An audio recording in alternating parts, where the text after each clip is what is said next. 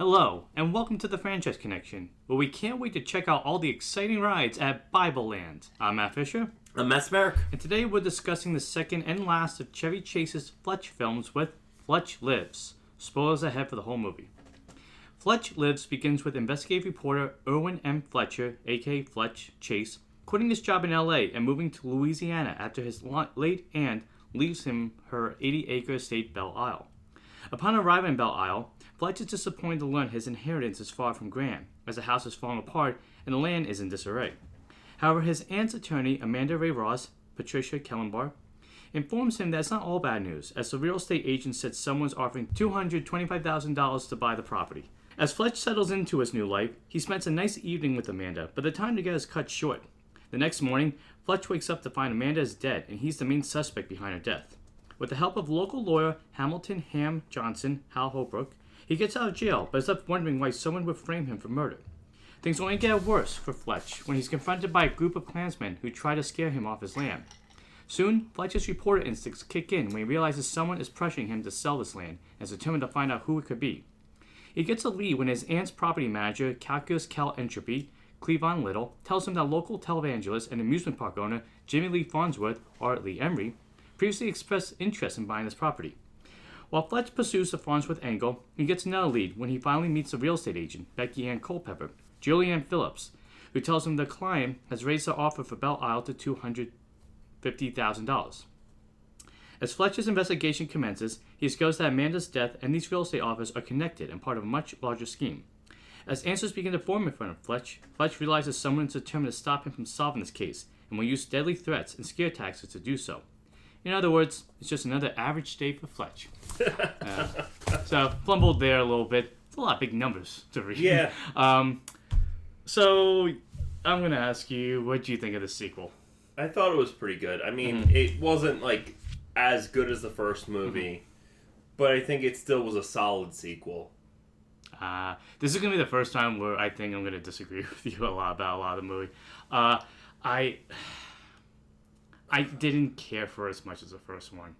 And I think one of the biggest things for me was I didn't like Fletch as much in this movie as I did in the first one. Okay. I thought he came off more like a jerk at times.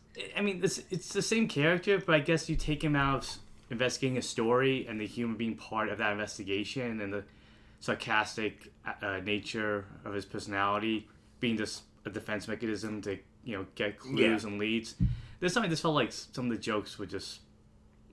I think they worked as well, and mostly from, Fletcher's sense of humor, because to me, it was just all sex jokes the whole time. But man, whereas the other time, it was just jokes about, trying to work on a plane, or trying to get information about... we just reviewed it, jeez. The businessman's finances. Right. But yeah, this time it was just every other joke of him was a sex joke. Okay, I get that. Did that stand out to you as much or not really? For personally, I would say this: Fletch was probably the least funny part of Fletch 2. Yes, absolutely, yeah, definitely. Mm-hmm.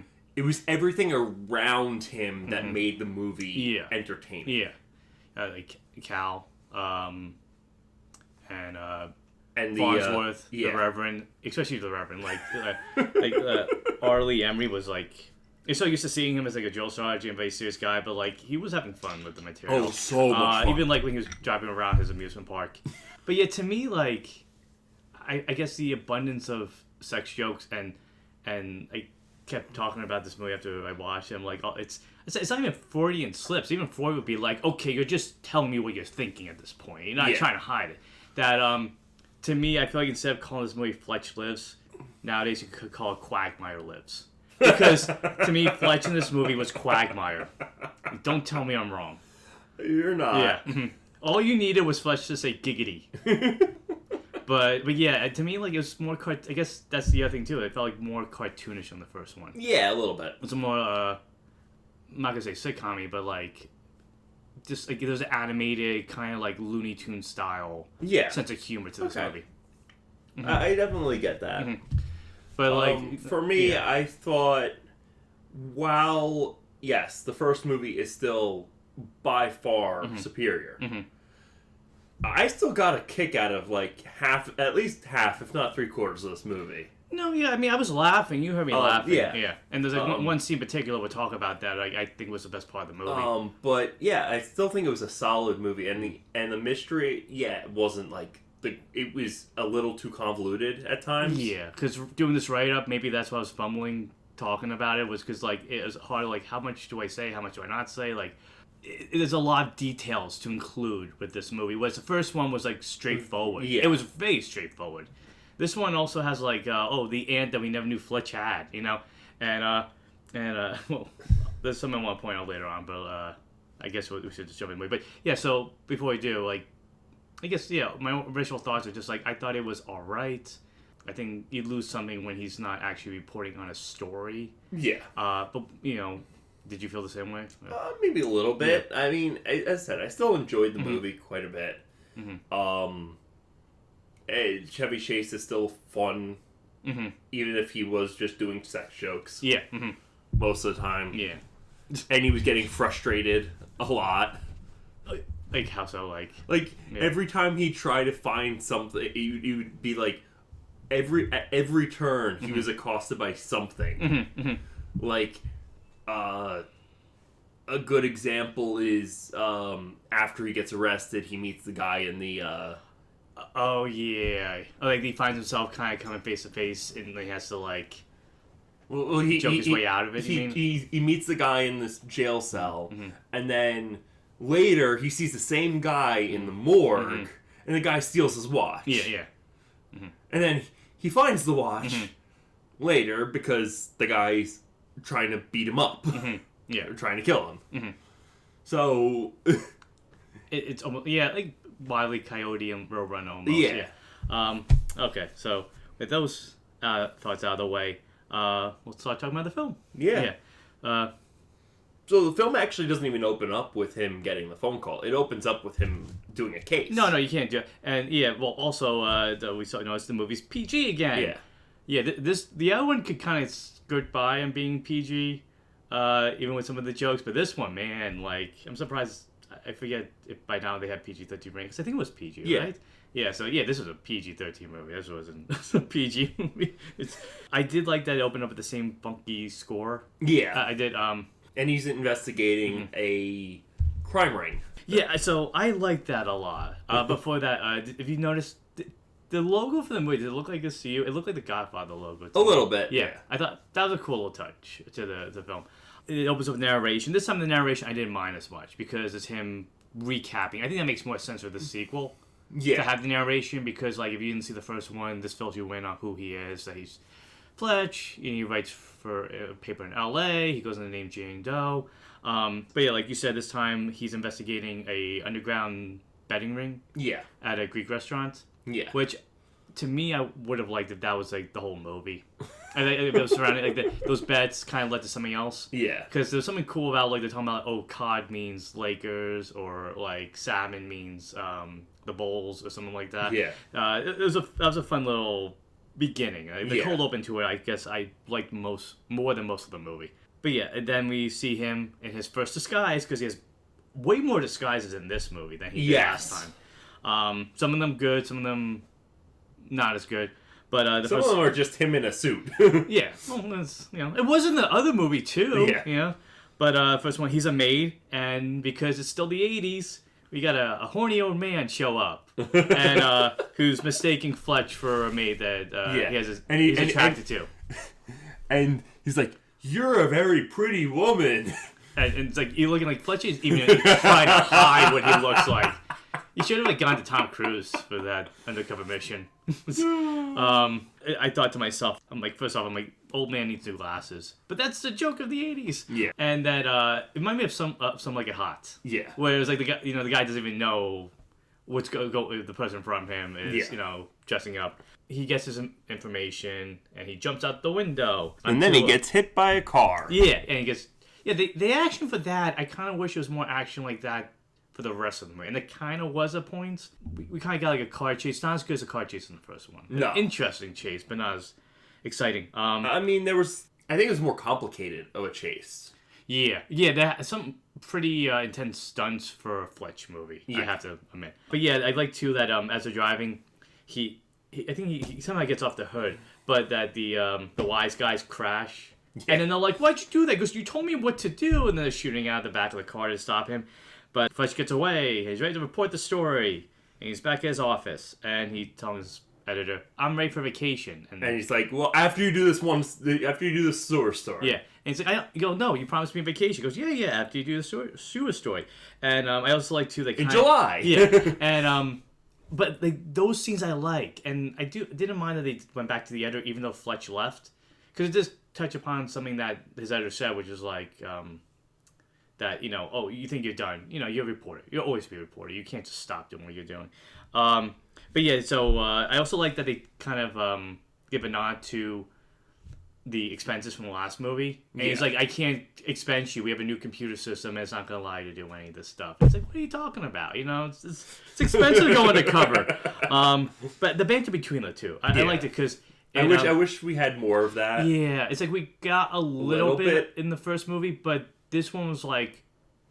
We got some in the beginning, and we got some towards the end when he was on the phone with his editor. Yeah, but there's a movie called His Girlfriend Eyes, a very famous movie, and the banter between them is like the two reporters, but the banter reminded me of that a little bit, and that's what's fun about the newsroom, is that it's quick, it's fast, you're always talking, at least in film and TV. Yeah. But yeah, then he's just like, okay, fine, he's not happy about writing the story, and something I thought about, and I overthought a lot of this movie, and I probably did. But I was like, did he write his story while he was still dressed up as a maid?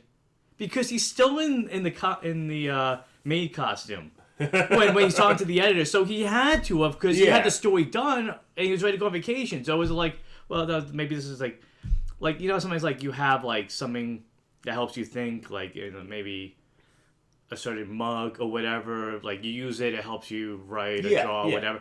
Maybe that's just Fletcher's. He has to be in character. Yeah, for whatever story he does and how he's undercover, that's how he has to write the story. But after that, he's annoyed, so he goes back home.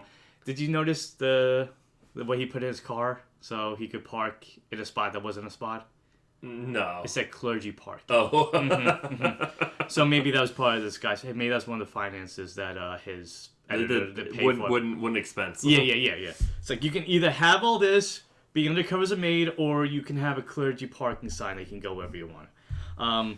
So yeah, he gets home, and I did like that they brought back the lawyer. Yeah. His name is Gillette, I believe, right? Yeah. And again, carry over from the first movie, the banter between the two of them is great. Yeah. With him actually asking for even more alimony. Yeah. Back pay than the first time. It wrote down it was $4,381, and he has 1 week to pay it, which sounds like something out of a sitcom. Yes. But then again, these two movies at least are like have a sitcom feel to them. Yeah, I liked the banter between the two of them. And again, we get that again later at the end of the movie. But any thoughts on that? No, he was he was there. He was in it. It was a fun little character. Was it a nod to the first movie where he's like, "Oh, the window was open"? Because in the first movie, that's how they got into the apartment. So something like he's just sitting there drinking a glass of orange juice. But again. One reason why I feel like this movie is more like a cartoon than the other one is that he takes his suitcase and his briefcase, and all the papers fall out, and Fletch picks it up, and he goes puts it in the wash. Yeah, let me clean this up. Oh no, what happened? So that stuff was fun. And then we get the first joke where I was like, ooh, yeah, what's going on with Fletch? I don't like this way. He's joking at work with another reporter or writer or whatever, and he's talking about going to In-N-Out Burger. Oh, yeah. And then as he keeps saying In-N-Out Burger, he keeps taking out more words to be like, oh, that's sexual harassment. I know it was the 80s. I know it was part of the joke. But, I mean, it's like nowadays, the joke's a little cringy. Yeah, a bit. Did you see? A little bit. Yeah. That was the thing. That was like the one joke that really did work for me. Yeah, I would say there was a lot of there were a lot of, like I said, sex jokes in this movie, and most of them weren't great, but that was the one where you're like, ooh, like I get maybe back in the day it was a little clever, but it's cringy. I didn't like it. After that, he goes to his office. and he gets a phone call from Amanda Ray Ross, Fletcher's aunt's lawyer. You know, Yes. the aunt he has. It's again, I guess maybe one reason why I feel like it's kind of like a sitcom, because a sitcom would always introduce like an aunt or uncle or cousin out of nowhere. But it's almost like it's a plot device. Yeah. The aunt is a plot device. That there's nothing else. Like I'm not even gonna think too much about it. But it says that the aunt's plantation property in Louisiana, Belle Isle, is now his. She gave it away to him. And let me ask you this: Fletch just kind of like jumps at this chance to go own this property and start a new life. He doesn't even think about it. Do you think he's being kind of stupid in this scene? He's trying to escape his ex-wife and the alimony. He's trying to he needs a vacation, and his editor won't give him one.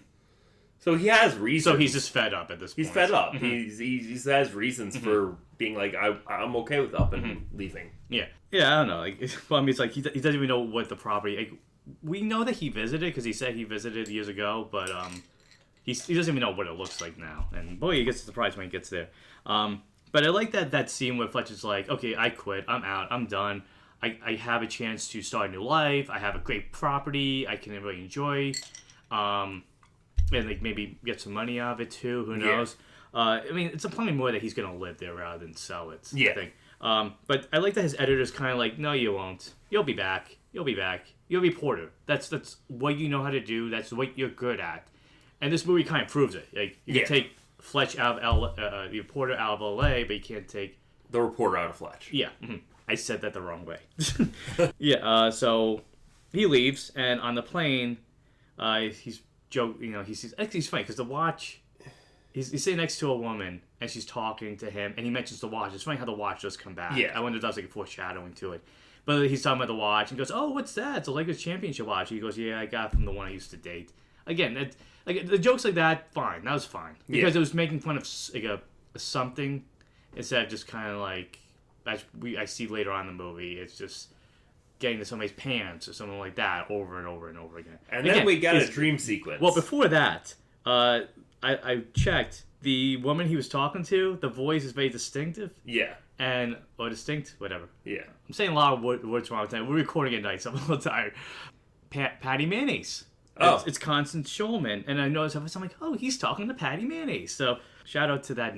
He also has his first alias, because when he's the second alias. When he's the maid, his name is Peggy Lee Zorba. Yes. Second alias, which is not really alias, is the name. He calls himself Nostradamus. It's funny because even though talking about it now, I feel like the jokes there were better. In my notes, I'm like, oh, I'm starting to think, is Fletch funny here, or is he being a jerk? So that's when I started to think like the jokes won't work as well for him in this movie. But like you said, then we go to the fantasy sequence. Do you want to talk about that one? Yeah. I'll let you take that one over. Yeah. So he starts. He's dreaming of himself at the plantation. Everyone's singing zippity doo dah. Well, it builds up to that. But like at first, it's again, another example of like the sex jokes. Like he's the one lady's offering him like tea or lemonade or something, and he's looking at her chest. And then the people working for him are the lawyer and the editor. Yeah. The workers of the plantation. Of the plantation, and then the neighbors. This is what I just looked up. We were wondering where the Underhills came in. Oh, they were there. They were in the dream sequence. Oh, I wouldn't even know. You couldn't even tell. They were the ones carrying the tennis rackets, walking on the plantation property. I didn't even notice that. I might have been like right in my nose when that happened, so I didn't notice that at all. Interesting. But yeah, then he breaks into a rendition of Zippity Doodah, included with cartoon animals, and I'm just going like, that's when maybe I really started to think in my head, okay, this movie's going more of like a cartoon angle. Yeah, a live action cartoon. I'm just like, what is going on? I mean, the other fan sequence I guess was at least shorter, but this one like went way on. This was on for like 5 minutes. Yeah. But yeah, it's weird. I mean, I got that he was fantasizing about going to the plantation. Yeah, but I was just like, what is going on? And being a landowner in deep south. Yeah. But yeah, it was just like so like weird. I was like, what? Like, what am I watching now? But then it ends, and the plane lands in Louisiana, and he meets Amanda. And again, the reason I thought it was a cartoon was because, like, look at what was his luggage. Looked like something that would be drawn in a Looney Tunes. And I noticed, too, he has skis included with his luggage. Why? Because he's a dumb person from California. I want to know, are there, like, good places to ski in Louisiana? I'm generally asking. So, if let us know in emails or comments or whatever. But yeah, I was just like, okay, this is like a... Because if you look at, like, luggage in cartoons, it's always, like, something like that. It's, like, skis or a tennis racket or something, like, silly included with it. But as he's driving, Amanda's taking him to Belle Isle, and she mentions that she helps restore old mansions, which does come into play later on. And then we meet Cleavon Little, character of Calculus. Yeah. Well, I didn't get his name right away. I mean, I heard it, but maybe in my notes it took me a while to go, oh, it's Calculus, and that's why he was like, oh yeah, he says, I'm Geometry Fletch, and she's Trigonometry Ross. But yeah, he goes to the property, and it's nothing like it was in his Zippity Doo Dah fantasy. No. It's falling apart. And it's in its, I think I wrote down, it's like somebody says, I forgot who, but like it's quote-unquote natural state. But he's walking through it, and like floorboards are breaking apart, and the house is just draped in dead plants and everything. And it made me think there's a... I wrote down like it's a movie I like a little bit more than this, but it's a Tom Hanks movie called The Money Pit, where they buy a house that's just falling apart and they try to fix it, and it's like things just get worse every time they fix it. Very funny movie. Highly check it out. Good 80s comedy. But yeah, like you said, then he meets Calculus Cal Entropy, a very interesting name, who's the property manager, caretaker of the plantation, worked for the ant. And then we get like he was really funny. No, Cleavon Little was so it's funny because it got to a point where I'm like, oh, he acts kind of stupid a lot throughout the movie. And in my notes, I'm like, is he putting on an act? Because even Fletch is like, this guy kind of like seems smarter than he is. Like, I don't know if he's telling me anything about him that, that really, that's all there. But some weird jokes from Fletch when he meets Cal. Yeah. Yeah, and... I mean, he was playing into it, and which makes it even funnier knowing that he was the actor played the sheriff in Blazing Saddles. Yeah, I didn't know that. You pointed out. Yeah, playing a very similar role. A little bit, yeah. The guy playing an idiot, but who's really smarter than everybody else. Yeah. But actually, think about it. I think this story would have been more interesting if it focused on him doing a Columbo thing, where he's like playing stupid, but he's trying to solve, because there's more to his character in this whole case. But that means some good jokes between the two of them. Like he mentions like about like food at the house, and there's a quote I wrote down. It was like, no food, no refrigerator. So but then there's some jokes that like they're just bad. I don't feel like even repeating them. They're not like awful. It's not like I can't say it, but it's just like they're cringy. You know? But then after that we move on, and he makes a joke too about Amanda being like Miss Scarlet from Gone with the Wind. And if you look at the poster for Fletch Lives, it's kind of reminiscent of that movie in the poster. Well, that sweeping Southern epic type deal. Then he signed papers with Amanda. They're having some wine, and I'm sure you can guess where that scene goes. But before that, he gets a bit of information where that the ant changed the world 3 weeks ago. So the decision to have Fletch inherit this was last minute, and it's kind of like, oh, I wonder why, and that's when she mentions too to him that the house is worth $225,000, and then the realtor wants it for somebody, and Fletch kind of joking off like, oh, I could raise chitlins. And this is when I started realizing the movie has more of like a TV mystery feel than a movie mystery. Okay. And I was like, oh, this feels like a Murder, She Wrote plot. She goes into town, somebody inherited a property, somebody's trying to kick them off, and they have to find out who's doing it. So that moment when Fletch finds out about the world change, that's where he's like, okay, something's up. Then she mentions, oh, having a sweet and southern dessert. And I'm like, oh, is that code for sex? And then lights turn off, and the next scene, they're in bed, with the blankets over them, and somebody shows up mysteriously with gloves and a syringe, and they inject Amanda with something, and she is dead. And this is the thing too. I noticed that he keeps joking about her death, and I'm just like, it's like really, it's like just not the thing to joke about. Like before that, like Fletch is like in the bathroom, and he's talking about like you're gardening with your razor and stuff like that. But when he goes to bed and she's not moving, he's like, "Oh, I know I'm good, but not that good." And I'm like, "Well, you know that she's not moving. This is a really? Why are you joking like that?" And then the cops show up, asking Fletch about the situation, and I thought this banter was a little bit better. Yeah. But he's talking to cops, and they're talking about Amanda, and he's quoting JFK as for his statements. Like, what was it, like, not as what you could do for you, what you can do, something like what that. You can do for your country. Yeah, and there was a line that the cop is getting annoyed, and so they arrest him because he's the main suspect. He's the main suspect, and he's just pissing off the cops. Well, I like too that he's like, "What's the charge?" And he's like, "Pissing me off," and Fletcher's like, "Well, is that felony or misdemeanor?"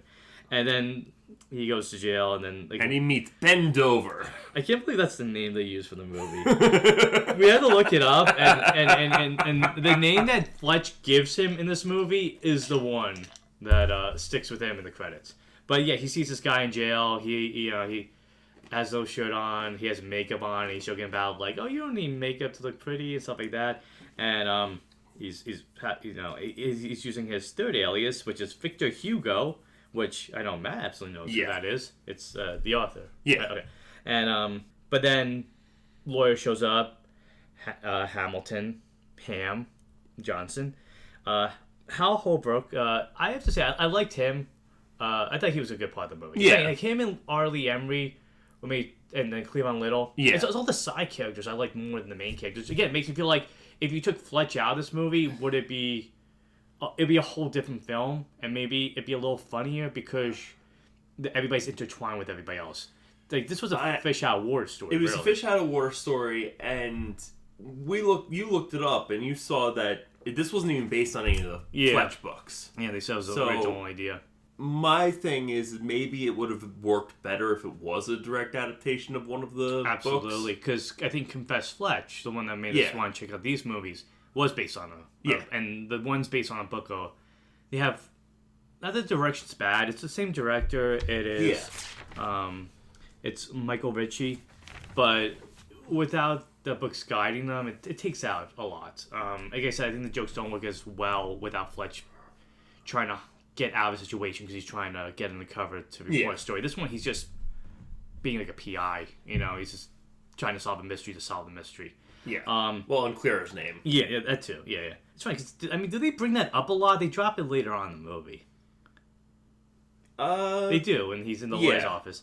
But anyway, but the lawyer gets bent over out of jail, and then Fletcher's like, don't forget about Valentine's Day. But then he asked the lawyer, does he take on new clients? Yeah, and next thing we know, he gets out of jail, and he's talking about like why the cops arrested him because. And they're like, "Oh, they didn't really have a." Yeah, they didn't have anything there on you. And it was all intimidation tactics and circumstantial, and he's also an out-of-towner, so they're gonna suspect him.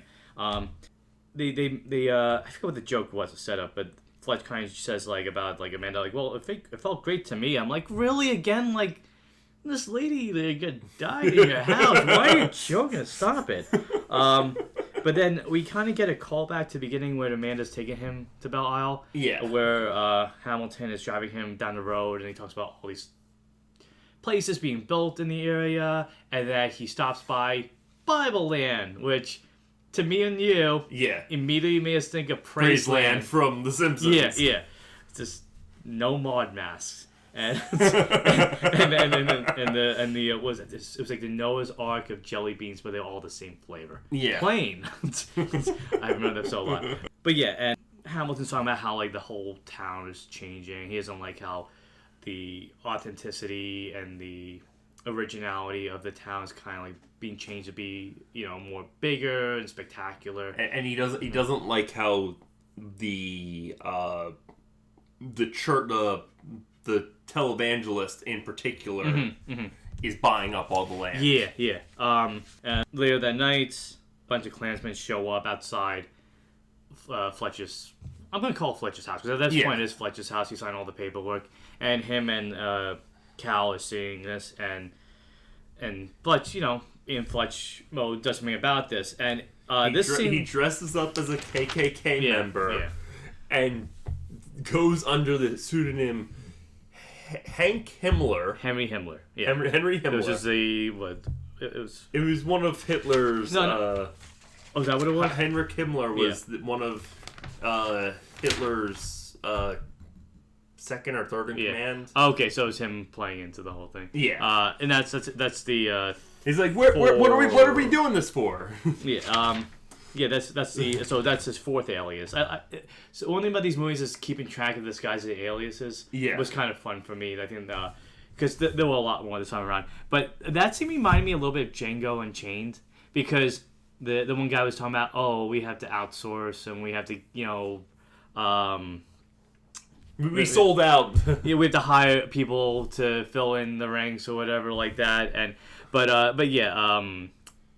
And we have to. This is all contract work. We're exactly. We're being paid contract to, workers. We're being paid to do this. Which makes me think that they were paid to dress up like that. Yeah. I don't think they could have been. They could not have been. Like, actually, that made me realize now that, like, oh yeah, it was just part of the scheme. I mean, it was part of the scheme.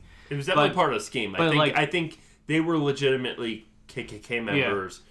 It was just they were hired by somebody else to scare him off the land. Yeah, and and then at the end of it, Fletcher's doing some gibberish, which, oh man, it's amazing. He was, what was he doing the gibberish again?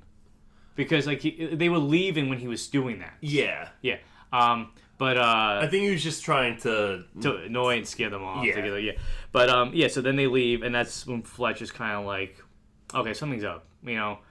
Someone's definitely does not want to. Once again, he's facing intimidation because somebody's framing him for murder, and then they have the Klansmen show up to try to get him off the land. And then the next day, he meets Becky Ann Culpepper, which was the real estate agent. Yeah. That offered the money first, and then she upped the offer.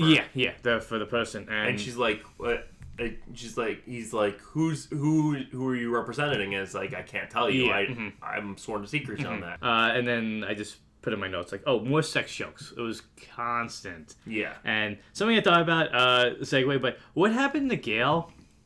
His girlfriend, the love interest he had at the end first, no mention of her, just disappeared completely. That's par for the course for these crime thriller detective stories. Is he shouldn't be joking if he's still going out with Gail. They almost always restart. They restart. It's like a sitcom. It's like, the new episode starts and it's just like fresh beginning. Like the Jack Reacher books. Every book has a new love interest. Every Harry Bosch book has a new love, or almost every Harry Bosch book. Are you comparing Fletch to Bosch and Reacher? It's the same. It comes from the same school of storytelling. I guess because like these books are crime thrillers. Yeah, pretty much. Yeah, but I can imagine Reacher's picking up Fletch, going, "Shut up." Trying to enjoy my coffee and pie, which Fletch would make a joke about. But then once he talks to Becky Ann, I'm just call it Becky. Yeah.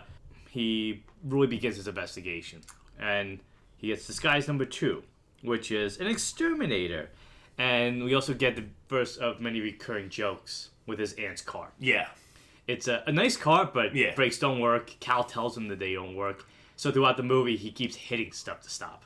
Which was a pretty funny. I thought that joke was good. Yeah. And also that we get a call back to Underhill, where he's still using Underhill's credit card, which Mr. Underhill probably should change that. Call the company by this point.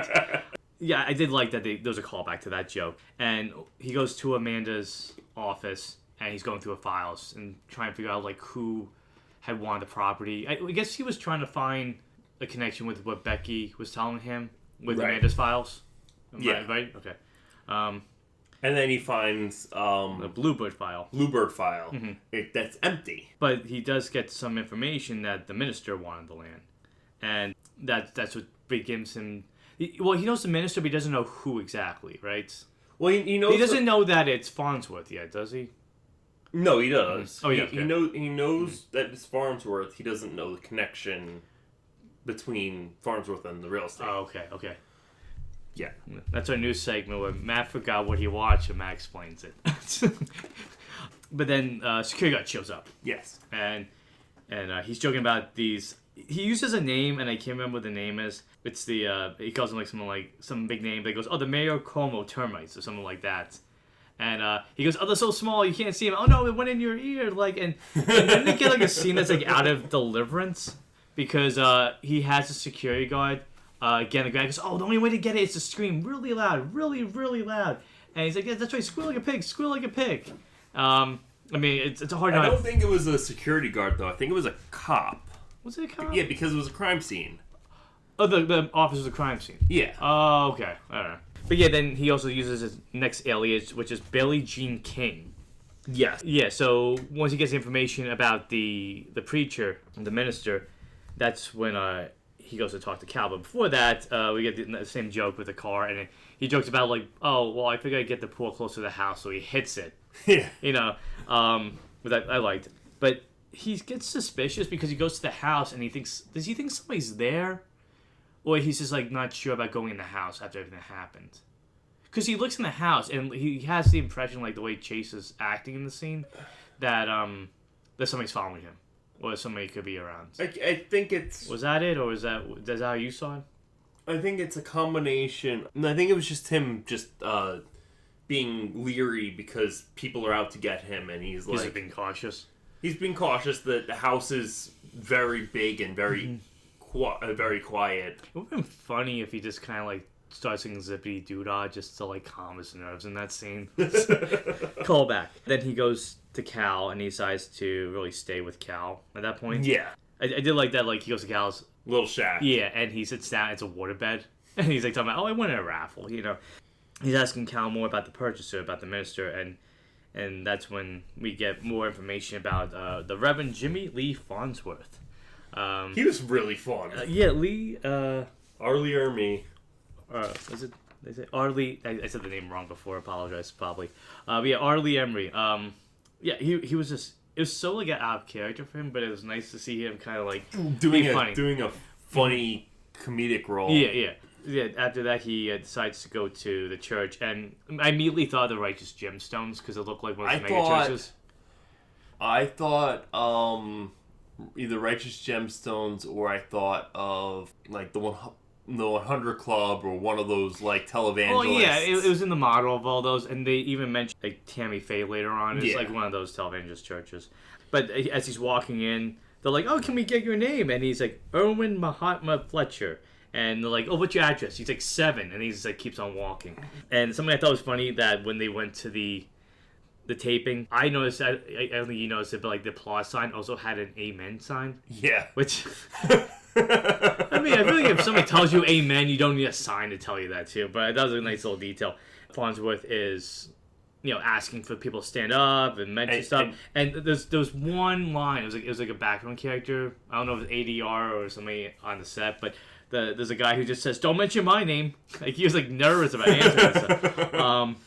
But somebody does answer, and who is it, Matt? You don't need that name, but it's a woman that goes up to talk to. A woman goes up, and she was giving her basically I've been bad, I've sinned, and then she gives a list of all the people she slept with. Yeah, and then it gets even he's very too much. A bit much. It's a moment of TMI because even Farnsworth is demons out, and he knocks her down to get away. Then another great recurring joke.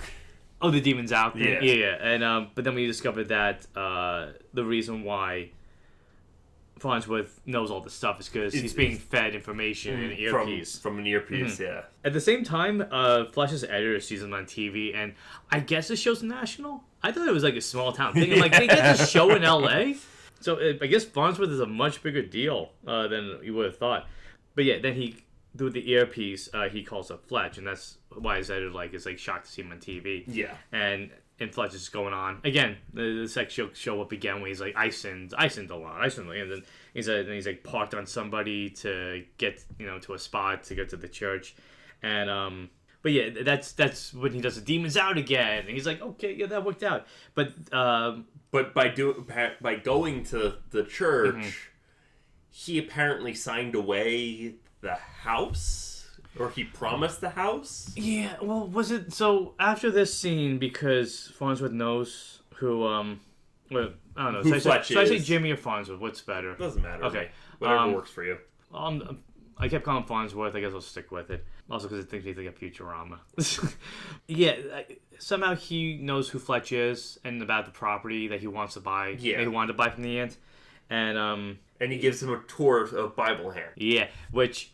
has a lot of pictures of Farnsworth around it, and though I did make a note that I think it was around this time Fletch makes an Ayatollah joke. He does, yeah, about the pictures, and but there were a lot of rides that he was mentioning. I was trying to write them down, and I couldn't get them all. And one of them was the Jump for Jesus trampoline, which. I'm curious if the trampoline is in the shape of a cross, or I mean, I feel if his face was on it, it's a little sacrilegious.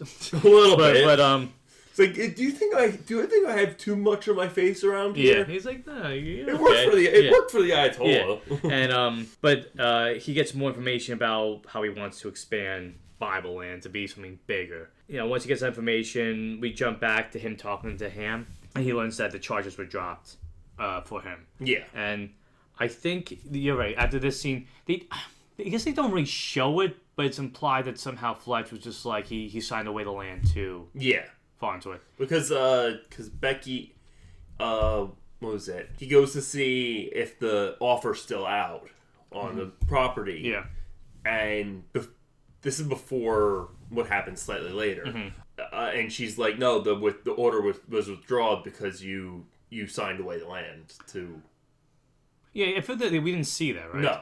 Okay, so jumping really far ahead, but at the end of the movie, no spoilers here, but they show scenes from the movies during the credits like they did at the end of the first movie, and there's a scene where he's eating a sandwich that was in the film. Maybe that was the scene somehow. It's a ham sandwich scene. But jumping back to this part of the movie. Also, I wrote down, there was no funeral for the aunt. No. Now, I'll bring it up but I was just kind of well, it's weird that Fletch had this aunt, but he didn't have to do any funeral arrangements. He just was not there. But I think there may be a reason for that. Then he goes to before the morgue. Yeah. He's talking to the lawyer, and Ham says that Amanda died of a heart attack. So that's one reason why the charge was dropped. Which is also why he went to the morgue, because he's there's more to that. Well, no, it's he definitely knows that she didn't die of natural causes. She was too young. Yeah, they said she was in perfect health. It was just it was just immediate. And they joked that the chances of that were 250,000 to 1, which I guess is the price of the house. 258,000 to 1. But then he goes to the morgue to investigate a body, and who do we see there, Matt? Bend over. Yeah. And he's watching the Terminator, and he doesn't want to be interrupted. And at this point, the Terminator was the only Terminator around. So I guess when it was 89. It was 89, so. And then Terminator 2 was until 92. So, but he shows up with Cal to the morgue, and he's like, "Well, I can't show up because he has to get a way in." And I guess if Fletch doesn't know that Ben is okay. But he's I had to get in without anybody seeing me. And it makes sense, why he couldn't be shown, because he would have recognized Fletch. But he tells Cal, oh, just do it yourself.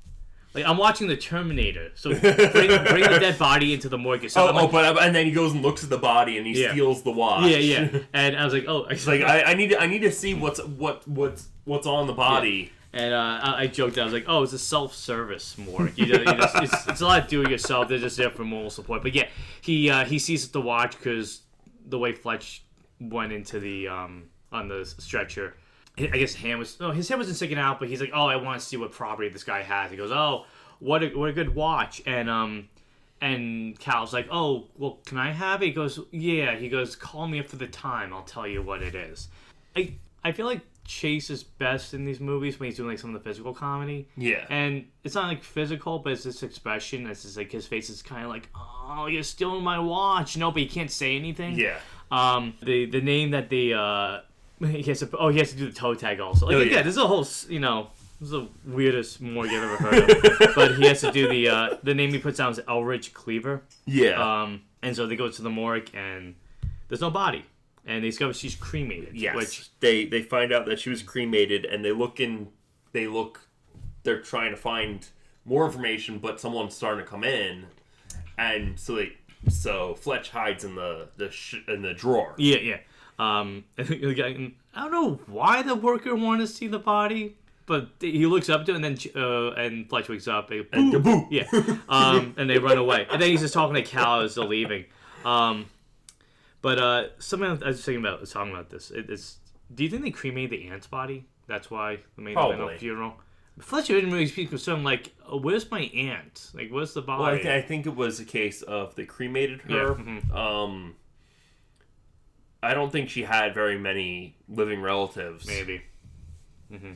So he was her. I hope Fletch talked nicer to his aunt than he does mostly the people in this movie. Yeah, what happens next, man, when he goes back to the house? The house is on fire. Mm-hmm. And he ends up having to crash with Cal. Yeah. But I guess, the rest of the movie. but that scene when the house is burning down is pretty much like what he's like, okay, this is serious. Like, yeah. Somebody's really trying to kill me at this point. Not kill me, but also like take the property. And then he goes to a diner. And I thought it was funny that he goes to, is it a diner or a bar? I guess it's more of a bar. Yeah, he goes to a bar with Cal, and he gets introduced to a bunch of people. They're hunting raccoons. Yeah. Before that, he looks at the food and he's like, "Does everything have a head on all the meals?" Because like the fish head is on there, and Cal's is laughing at that. But yeah, he might. Then later on, he meets some locals, and they go on a raccoon hunt, and as they're looking for the animal, he discovers that one of the guys he's hunting with lost his property. Yeah, and he's like, as we're hunting, I can look at the land, and he goes, "Oh my goodness, what they do to it? Like nothing's here. It's all dead." And then he walks through what he thinks is mud. Yeah, and his boots are like completely burned away. Mm-hmm. There's something weird about it, and that's when he gets shot at. Yeah. Somebody's shooting him, and he doesn't know who it is. And in a tussle, he discovers that he finds his Lakers watch, which he tells us, oh, it's Ben. Yeah, and whoever Ben hired. Yeah, that they destroyed his property. Now somebody's really trying to kill him. But something about this, like at this moment in my head, I was thinking like this. This whole story should have been not connected to an aunt. It should have just been an assignment he was hired to cover. Yeah, that would have made more sense. I think a lot of the jokes I would have overlooked if that was the case. I was like, my big question at this point was, why does the ministry want all this land? Because it's a lot of land. Well, it wasn't that he wanted to expand Bible land, though. He wanted to, but I wasn't 100% on what he wanted to do until they revealed, he wanted to make another Bible land. Yeah.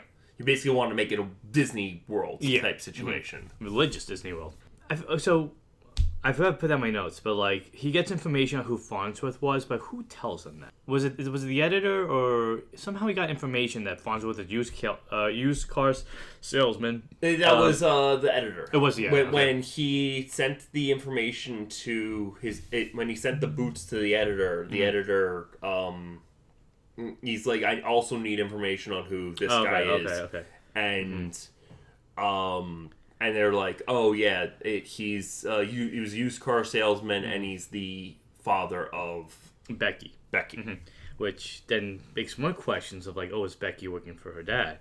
But then another recurring joke where the car hits. He goes to see Becky, and the car hits like a meter on the street, and he's trying to pick up the meter. Yeah. That joke worked very well, and that's why that again made me think Murder She Wrote and Columbo, he's playing the idiot to get the clues. It's not a bad formula to use. I just feel like some of the jokes didn't work with what they were going for. He's talking to Becky, and she mentions that the buyer withdrew the offer, right? Yes. Was this because the house burned down, or because... No, it was because he had apparently made a deal with Bible Land. Which is, we didn't really see that. They kind of just tell us that somehow. Yeah. And then, so that's what makes him go, okay, well, I'm going to go to Bible Land to find out more information. And he gets his disguise, which is Claude Henry Schmoot or something like that. Yes, Claude Henry Schmoot. Which it's like Ned Flanders. Yeah, he has 2 Ned Flanders type disguises in this movie. This is the first one, and it made me laugh that because this was when he was at the chemical. No. This is before that. Yeah, this is when he's going back to the mega church. Right. And he has to sneak in to get on the computer to get information. Yes. And to me, this is my favorite scene in the movie. To me, I know I'm repeating myself, but this scene was kind of like everything I liked about the first Fletch was in this scene. Okay. He was undercover. The jokes worked with the situation. At the same time, he's getting information. So I guess I would have liked it more the movie was like this scene. Okay. Yeah. But it made me laugh that on the little Jimmy Lee Farnsworth show, there's a small monkey. It's Mr. Coco, and they call him God Simeon. And then they have a band and everything. But so Fletch is posing as a preacher. Yeah. That gets strung on the show, but then he sneaks off. And it's one of the funniest moments of this. To me, that was the funniest moment. I liked. It's almost like Anchorman. He reads the wrong lines on TV. It's just funny. Do you want to talk about it? You can talk about it. Okay. It's your favorite scene. Farnsworth is asking for people to stand up, and again, he's being fed information, which we knew already, but we see it happen. And because he goes to this room with the static electricity, everything's very sterile. Yeah. It's like and that's when he sees what the plans for Bible Land. Yeah. Before he goes to the control room. Yeah, because he sees Bible Land, and then he picks up these plots of land, and this is what he wanted to build on each of the plots of land. This is what he hoped to build that he didn't get a chance to, right? Yeah. Guys, there's a moment where the guy he's giving Farnsworth the information, and he sees a guy, and he has one arm, but he says raise the arm, and he's like no, the other arm. It's just like, it's like you see he's very inept, Farnsworth. But after that, they were singing for collection money. Yes, cash or check or MasterCard. And I thought that was it's like the cash and check part, but when you add the credit cards to it. I wonder Underhill, uses his card for that. Maybe Fletch used it. As Claude Henry, Claude, he sneaks in and he gets on the computer. And he sees that Everest Development wants the property. Mm-hmm. Now, why would Farnsworth have that information? I'm guessing he has information on everyone who all of the people who are bidding on the proprities. So that way later on maybe he could put in he could outbid them. If he that way he can see. Okay, this is where the money's coming from. I know how much they want for the money. I can outbid them or count off. Yeah. Okay. I don't know. That moment, Fletch makes a spanking joke for some reason. And then he takes over the microphone. Which was so funny. This was probably my favorite joke of the whole movie. This guy, he's got a problem. Yeah. He's been hiding it for 20 years. Yeah. So he sees on the computer. He sees on the computer that the guy is suffering from hemorrhoids, and he's been suffering for 20 years. Mm-hmm. Mm-hmm. But he's like, this man, he has a gambling problem. Mm-hmm. And so Farnsworth is kind of like You need to reveal your problem. Yeah. It's like, don't be shy. You know, you've been holding this for 20 years. You have to share it with everybody. And the guy's like, I don't know if I should. He goes, no. The Lord wants you to do this. And he goes, all right. And then you see him begin to take off his pants, and we don't see it on the screen, but you see everyone's reaction. Well, we hear the reaction, and we also hear Farnsworth going like, "Oh, well, dear, look, put on your pants. What are you doing?" Again, that's my best joke, my favorite joke about the movie. And then after he gets information about Everest being the one buying up the property, I guess Farnsworth is just covering all his ground. He just wants the complete picture of what's going on. That's my take on it. But yeah, then Fletch leaves that place, and he goes back, and he's ready to escape, and they're like, no, you gotta go up on stage. You're a guest preacher. And so he goes up on stage, and he talks about how he has healing power. He's like lying his way through the situation. And I guess it's a good disguise because Farnsworth doesn't recognize him at all. He's like, oh, I'm also partially blind. Yeah, I guess except for migraines. And I like that at that point he's like, does anybody else? He goes, I'm sensing a Jim Bob. And there's like over 10 people, so they stand up. He's like a Jim Bob who's like 26 years old. Yeah.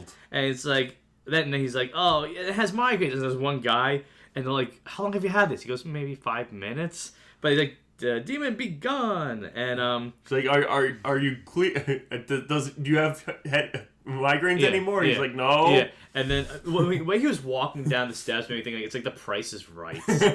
So like all you need with that music. I mean, the set almost looks like a game show. And then we cut later on to they're staking out the morgue. Yeah, and they're trying to find Ben, and I guess, I mean, the sex jokes are like rampant throughout the movie, but like I guess in that one scene they weren't to that extent, which is maybe why I liked it. But then he jokes about getting in the car with Becky, and he's like, "Oh yeah, it's like getting in her pants," and I'm just like, and then he tries to go in for a kiss with Becky. He doesn't go. I'm just like, oh man, like that's when I'm like, oh, Fletch is just Quagmire. And now I really would like a whole like episode of Family Guy where Quagmire is doing a spoof of Fletch Lives. But then so they follow Ben, and it's funny because I thought that would be the car chase, and it really wasn't. They were just tailing him. Yeah, and that's when Fletch is putting on his next disguise. His next Ned Flanders disguise. Yeah. I call it weekday Ned Flanders. The one in the church was Sunday Ned Flanders. Because actually, Ned wears a green suit when he goes to church, but this was red, but it's close enough. But the rest of the day, he's in like a sweater vest. Not sweater vest, like a sweater, and he has like a dressed on shirt. And even the way he's talking about it, he goes in and he wants like a Diet Soda tab, and everybody's looking at him and like, what are you doing here? Everybody's like, it's like I'm Ed Harley, the third. Mm-hmm. The current owner of Harley Davidson. And he goes on like and makes up a whole story about how his dad bought out the Davidson part of Harley Davidson. And everybody's just like spellbound. They're like, wow, you're so cool. And he's like dancing, he's hanging out. And then Becky sees him and starts to call her father because he told her to call her father if he's not out in 5 minutes. Mm-hmm, mm-hmm. And then she gets captured. Was it Ben that captures her? Yeah. Okay. And the whole movie, I'm going like, who is this guy? Who's the guy playing Ben? He looks so familiar. Then we had to look it up, and he was in a character in Raised in Arizona. Hilarious movie. One of Colin Farrell's funniest movies. And he was also in Naked Gun 3, or 33 and a third, if I'm having to be specific. But he's like one of those characters who like always shows up in a movie. And always plays a criminal. Mm-hmm. Then Becky gets in on the act too by making up a fake name, and she calls herself Darlene. And then it seems like there's gonna be something that happened, and Fletch is able to get out of it by going like, "Oh, like what's your bike? I want to see your bike." And or they say who he is. Or yeah, they like say who he is, and he's like, "Oh, I want to see your bike." And he goes outside, and he goes, "It's almost like a case of like, it's a blue Harley or something like that." But not Harley, but you know what I mean. Yeah. It's almost like he's like you can look, but you can't touch. It's like, can I ride it? Yeah. And he's like, no. Yeah. You can ride that one. And so they decide to go on a bike ride together.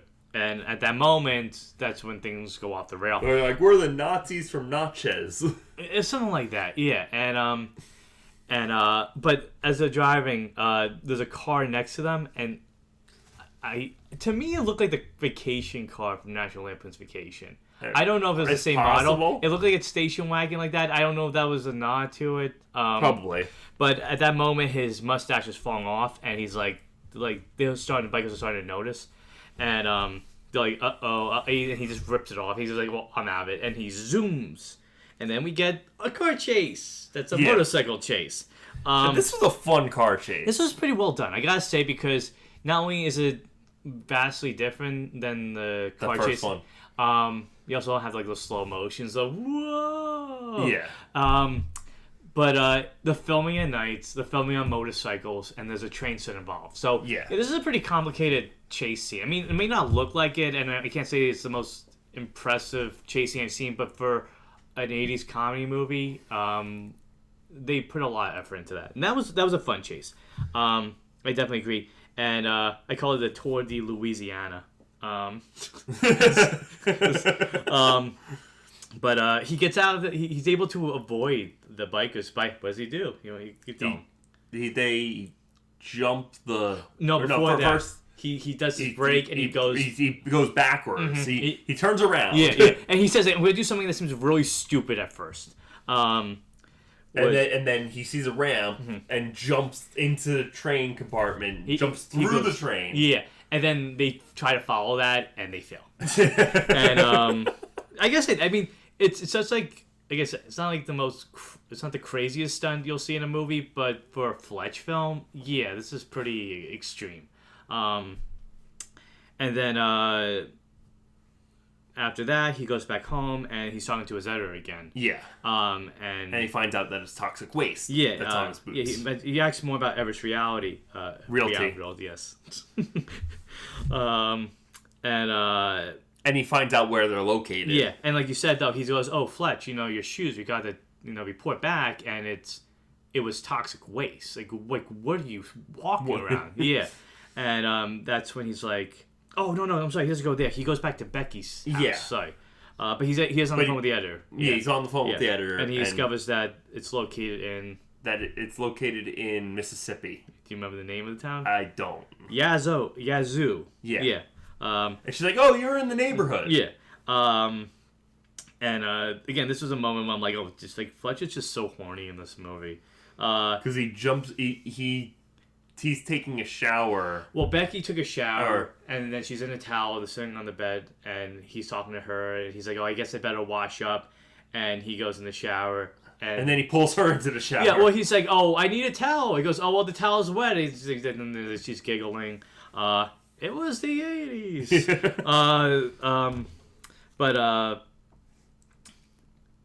Then goes to Mississippi, and I like this joke where he was talking about like Mississippi, and he's like, why is it spelled with 4 I's, 4 S's, but only 2 P's? Mm-hmm. And so I thought it was again, I would have liked more jokes like that. Less of the sex jokes and more clever puns and stuff like that. Jokes that made you think a little bit more. Then he finally goes to where the... Oh my goodness. Is this kind of like... Where the toxic waste Yeah, but it's so cartoonish. It's like... oh! We need your shipments of toxic waste. Yeah. He has his fit disguise. He's pretending Bobby Lee Schwartz. No, that wasn't the name. No, that was the... What was the name? It was Elmer Fudd Gantry. Oh, Elmer Fudd Gantry. Yeah. And the Bobby Lee Schwartz was after that. Yeah. And he's like, "Oh, I'm here, and he's like, I need to know where the shipment's going." So this is, I guess, what makes me laugh is like, so this factory, like, they're making stuff, but they're also making toxic waste that anybody could buy. It seems like a very hard thing to make a purchase for it. But he mentions like, "Oh, that material is very corrosive, and there's 1,500 gallons going to Belle Isle." And once he gets that information, he kind of has... He sees the name. I think he sees the name of who signed for it. Yes. But we don't know who it is. Right. Yeah. And then that's why he goes to the party at the end of the movie. Disguise number 6. Bobby Lee Schwartz, the second. And And it's funny because as he walks in, the guy who's like taking a name is like, "What? Huh?" It's like, I wasn't even on that list. And he sees the lawyers hosting the party, and I don't know if you caught this, but did you say what Ham was talking about for what the party was about? No. It was the Preservation Society. Oh. About them trying to preserve all the houses and land around the area, which we find out it's going to be like a weird way to preserve the land. Yeah. But I did like that Fletch is dressed as a... so he's dressed as a... Confederate general, and he has a sword. He keeps knocking things over. Again, that was a fun... It's a fun little bit of physical comedy. Yeah. And slapstick. And, again... The movie, I think, might have succeeded more if it tried to do more of stuff like that. We kind of saw glimpses of it, but not enough. Yeah. And then we also see Cal's booking the party. Yeah. He's booking the catering, and that's when I was like, oh, it'd be fun if Cal's putting on an act the whole time. So throughout the whole movie, Cal's kind of playing an idiot, and he's just going along with Fletch. Although the moments where he's like wise enough not to do this or that, or yeah. And so but before that, Fletch suspects. Yeah, right? he suspects probably about a quarter of the way through the movie. He even says in one of his monologues, he's like, I'm not sure about this, who this calculus guy is. So you're doing it too. But I think there's more to him. Like, did you think about that before Fletch said it? Well, maybe a little bit. Like, what made you think? I don't know. The fact that he was playing way too much into the slavery joke early on when... Yeah, he was playing super ignorant about, the end of slavery. Yeah, okay, so, like, one of the jokes I was like, I don't know. Like, it wasn't, like, one of the best jokes. But Fletch is saying, like, about the Emancipation Proclamation, and Cal's... It's like, he's putting on an act about it. Yeah, he's putting on an act about it. And I kind of figured that. Yeah. As soon as I saw that, I was like, he can't be that ignorant. Yeah. Especially in this time period. Yeah. He would know what Fletch is talking about. I mean, and he kind of does, because he's like, oh, I heard about it, but I don't think it, reached us or whatever like that. Yeah. But yeah, and he kind of figured Fletch was joking. And I mean, that's the thing with Fletch. He doesn't mean it in any like serious way. He's just making a joke, because some of his jokes aren't that good in this movie. And I think they kind of lean into a lot of the setting for the joke too. Yeah. But after that, Fletch confronts Ham, and he tells him, I know what you're doing. Yes. I know that you're polluting the area. I noticed that the ending of this movie was very similar to the ending of the first movie. You have the big confrontation scene. It's in a room. Someone gets taken hostage. It's at night also. It's all at night also. They get hit on the head.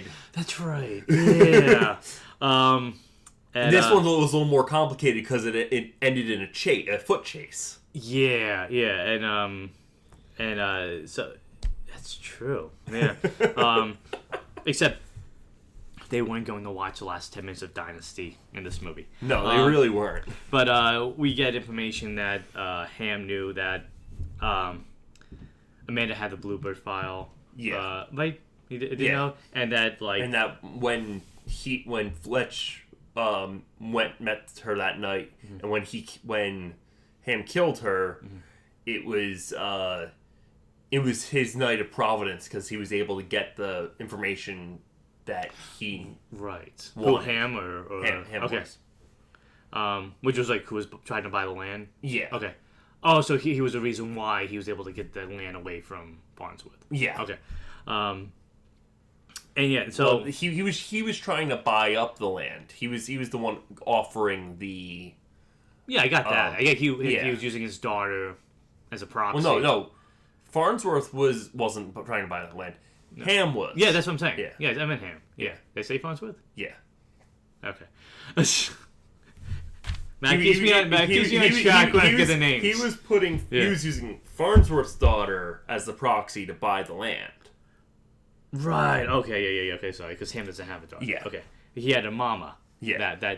Yeah, we've got to mention this. Early on when Fletcher's in his office, Ham is talking to him about how his mom donated all this money to Farnsworth's ministry. And as she was dying, and like it didn't do anything. Yeah. And so the whole movie, the whole scheme is a revenge plot. Yeah. For Ham to buy the land, poison it so he can't use it. Yes. So nobody could really use it. And that's my thing. Like, so he's part of the Preservation Society. And yet he's destroying land. Yeah. So the plan doesn't really work too well.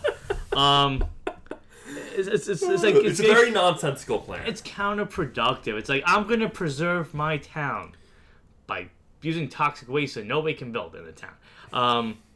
But Fletch goes on to say that if he gets killed or dies in the next 10 minutes, everything that Ham has been doing is going to go on the Farnsworth network. And that's what, that's what he said. Becky shows up, she's been captured, and he needs to find a way to get out. And I thought this joke was, this is, to me, Fletch being Fletch. Yeah. It's just using the humor as a way to get out of a situation. He looks at Ham's mother, and he's like, oh my goodness, this is the bride of Frankenstein? He goes, don't you talk about my mama like that. Like, that's, you can't do that. You can't do that. And then you can tell what happens next. So they toss the canister of the urn of ashes, and then they escape. Yeah. And I also thought it was funny because some of it falls on Ham and Ben. And that's when they go on the chase through Bible Land. Excuse me. Through Bible Land. And that's when I was like, there's that funky score that we get in the beginning of the movie. Yeah. And we get it here at the end, but we don't get in the middle. Like the other movie. There were a couple of scenes in the middle. It was very short. Very short. Yeah, and that's what I liked about the first movie. Like that was constant throughout. I feel like it could have been used a little bit more this time around. Yeah. But yeah, we got to chase through Bible Land, which is pretty fun. And I don't know what the ride was. I don't know if they said it, but I just wrote down the House of Revelation or Portal to Hell. Because there were a lot of like Bible verses in that ride, and then Ben gets picked up like a spear or some sort of trident or whatever as he's being chased. And they go to the Great Noah's Ark ride, which, do you remember what they said about the ride? No. That it floods every 10 minutes. Oh, yeah. And so that's what they're trying to like get past the water before it can flood. And that was a really fun chase. I wish we had more stuff like that in the movie. I think that's the thing. Like a lot of like they would go to a set and just kind of like walk around it, but we didn't get this like a whole view of. It's a better Noah's Ark ride than Ned Flanders made. What was his ride? His one with the jelly beans, the Blaine jelly beans. Oh no, that was just the food. Yeah. I thought you were gonna mention the ride where Bart and his friends are going on like King Solomon's Mine ride. Oh yeah, and they're like, I just thought about it. They're like, yay! And then he's like, halt! Who are you? And like they don't answer. Silence. I'm gonna read you all whatever verses of my my history. I would say about Bible Land, at least the guy knew how to make rides. I gotta say, it looked like there was a lot of fun things to do. It was very exciting. Yeah. That's why the intro I put down, because in a way, like, I'm curious to know, like, what Bible Land looks like. But that was a fun set piece. Like, that's, like, what you're saying, too, is it utilized the set and it made it feel bigger, whereas the other set pieces felt very contained. Like, they went here and they went there. The ministry, it felt bigger, but it was still like one space. Just feel like you're actually getting a whole view of the town. Yeah.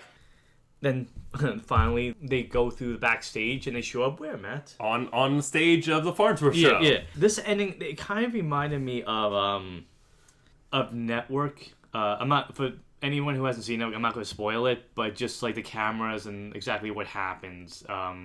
It's kind of like it felt reminiscent of that to me. Okay. Maybe not with the same satirical punch, but the idea was there. Yeah, do you want to talk about the ending? You want to do the ending? Well, so on the stage. They're on the stage.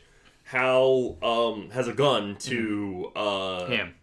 Ham has a gun to Fletch, and it's like, and Fletch is like, "You're not gonna shoot someone on live television." Yeah, it's like, and then Ham cocks the gun. and is about to shoot and gets shot himself. Yeah, and we discovered that the FBI was keeping an eye on him the whole time. Yeah.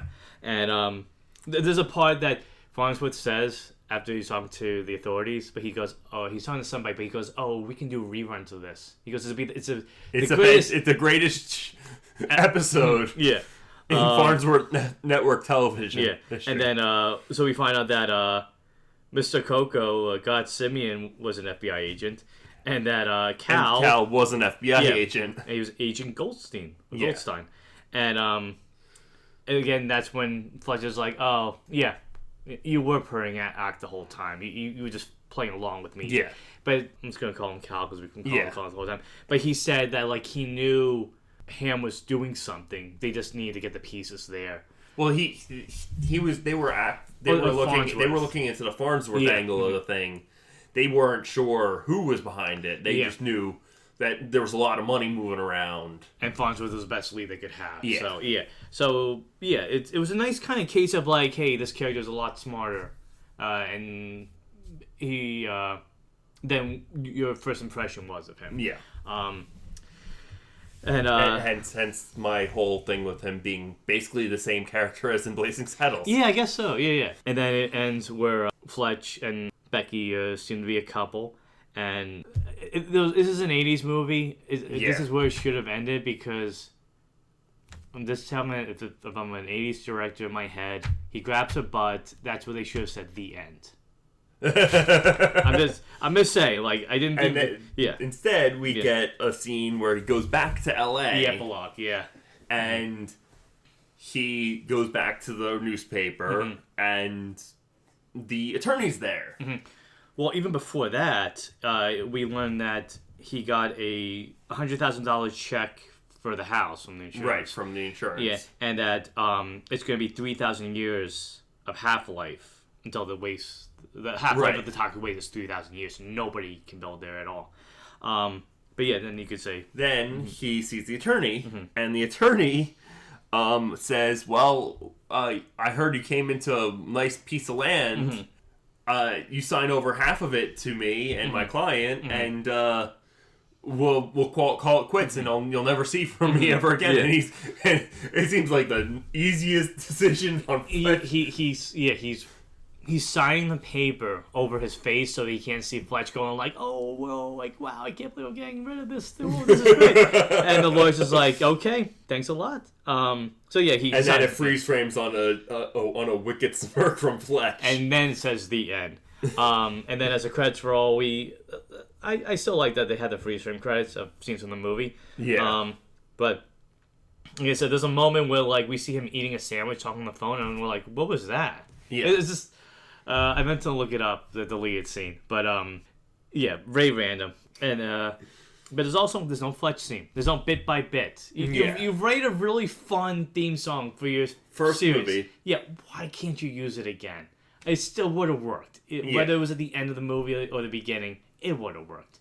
But yeah, and then that's the whole film. Yeah. So talking it through, I'm a little bit less. I mean, I still found it entertaining. But it wasn't as tight as I would have wanted. Yeah. There were a lot of there were good ideas, but there was probably a better way to get to them.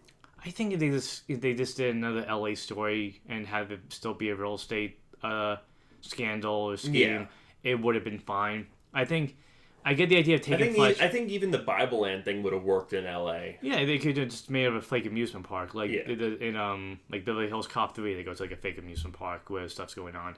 But yeah, I get the whole like fish out of war story. But I mean, the reason why you kind of watch a Fletch movie is to see how he's going to get a story, how he's going to get a scoop, and this to me just felt more like. I mean, I didn't mind this idea of a small town mystery, but it just. Like you said, it felt like you had to take some leaps to put our pieces together. Yeah. The mystery wasn't as clear cut. It also felt like there were scenes missing. Yeah. And talking more about it, I also feel like I said before, that the side characters, I think, were the more interesting part of the movie. Hence why I feel like if you took Fletch out of the film and you just maybe followed Cal or even Becky trying to solve this mystery on their own, I think it would have been a little bit more entertaining. Close-knit. Yeah. and like I said, there are moments where I like Fletch in the movie, and scenes that are good examples of why a Fletch movie is fun, why Fletch can be funny, but they were few and far between. Yeah. There were just times where, like I said, Fletch is just making sex jokes here and there about getting somebody's pants, or and it's just kind of or like the In-N-Out burger joke. Yeah, and it's just kind of like, I mean, it's just kind of being a jerk right now. It's just like this doesn't add to the moment. It's just like you trying to be very like sarcastic and hot-headed, if I guess if that's the right word. Maybe not. Yeah, I'm a little tired. But yeah, I didn't like Fletch as much in this movie. Like, he still proved that he's a good investigator, and he can go in and out places in disguises. I felt disguises were a little bit more comedical. Yes. Yeah, they were like bigger. I think there were more disguises. Yeah, there were. And, yeah. And they definitely leaned more into the comedy. I think that was one of the plus sides of this movie as opposed to the first one. Which is what, this disguises? There was more disguises, and he had more aliases. Yeah, I mean, I guess and some of the aliases were pretty funny. Yeah, but I guess for me, like, more was less. I like that we only saw a few in the other one. And sometimes he was just using an alias. He wasn't even, like, in a disguise. But, yeah, and like I said, my last note of the movie was, like, I feel like he should have been called Quagmire Lives. Because, like, a lot of times he's just acting like Quagmire.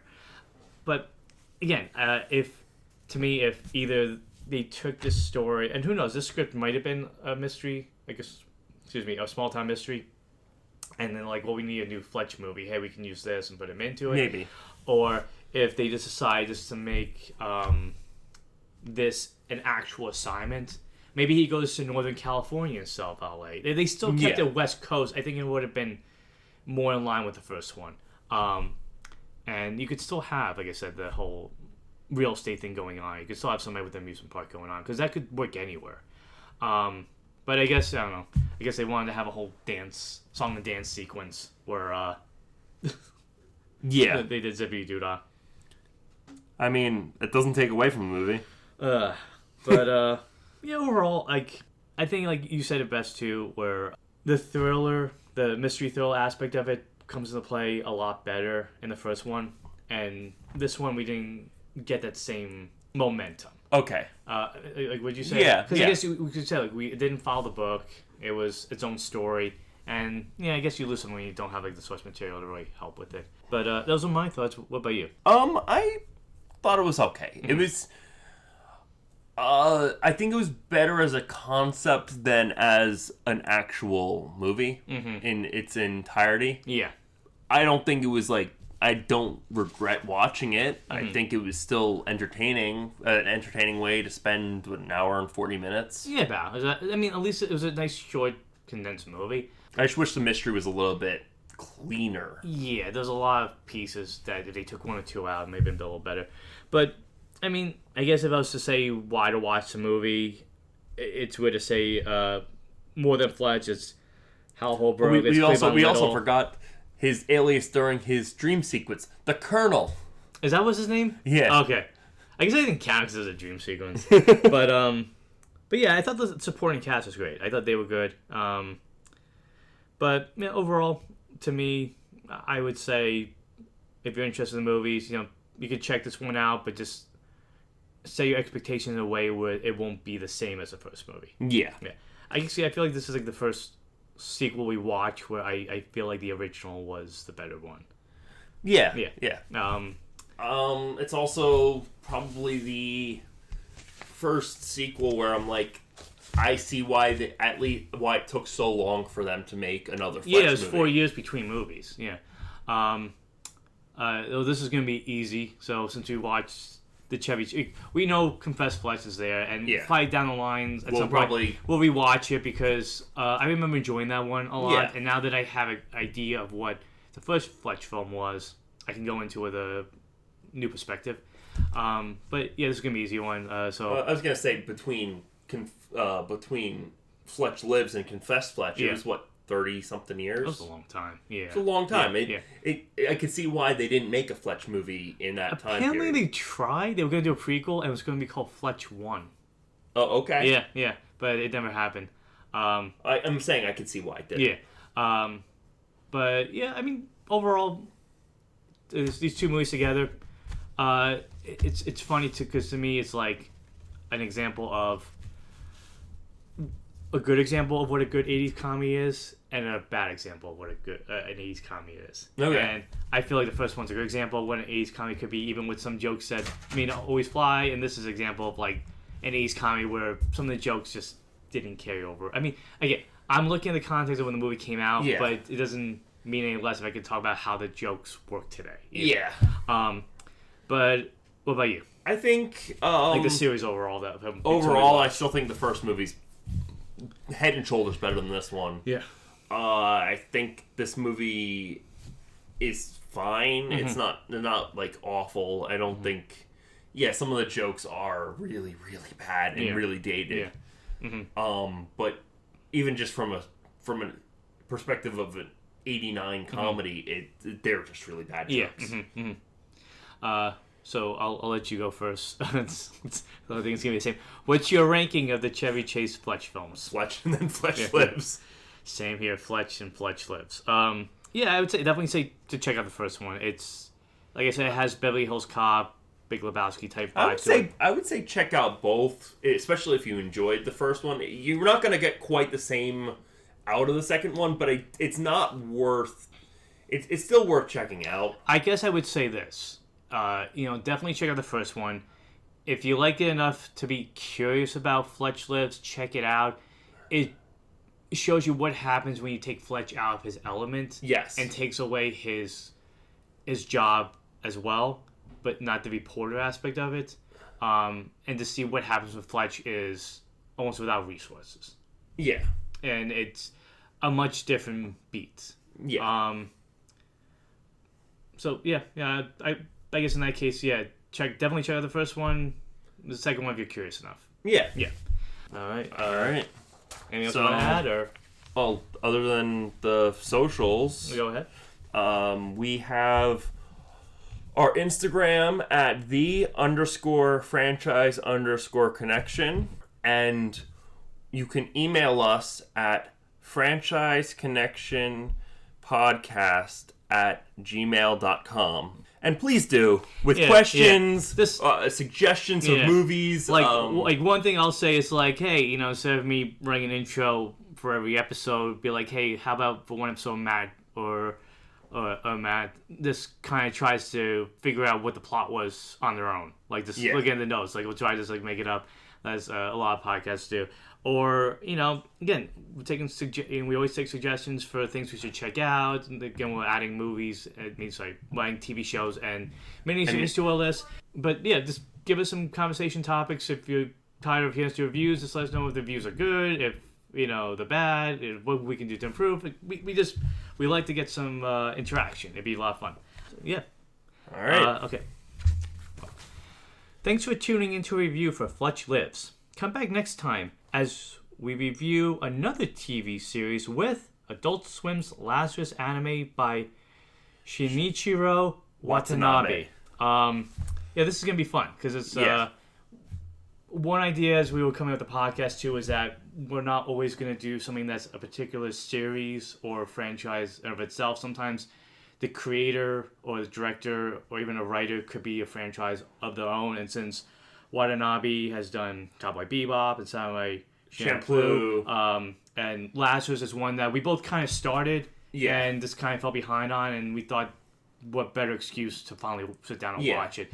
Because I remember... Plus it's short enough that we can easily watch it and talk about it in one recording session. Absolutely. So that's going to be a lot of fun. It's going to be something completely different than what we've done so far. Yeah. Not only being animation, but being anime too. So we hope you enjoy it, and if you do, let us know if we should do another one. Which I'll probably say on the episode of too. Yeah. I'm just saying now. Well, all right. Until franchise fatigue sets in, I'm Matt Fisher. I'm Matt Sparrow. For the Franchise Connection. Bye. Bye.